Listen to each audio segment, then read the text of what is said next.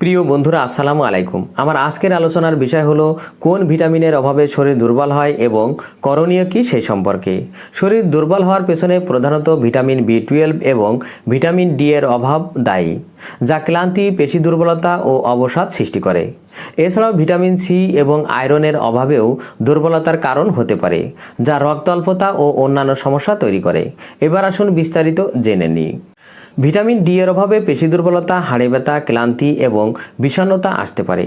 Vitamin বি12 এর ঘাটতি রক্ত অল্পতা সৃষ্টি করে, যার ফলে ক্লান্তি, দুর্বলতা, হাত পা অবশ হওয়া এবং স্নায়ুতন্ত্রের সমস্যা দেখা দেয়।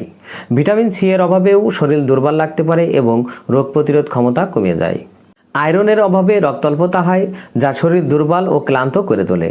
ফোলেট ভিটামিন বি12 এর মতোই ফোলেটের অভাবেও রক্ত অল্পতা ও দুর্বলতা হতে পারে। প্রোটিনের অভাবেও শরীর দুর্বল হওয়ার একটি বড় কারণ।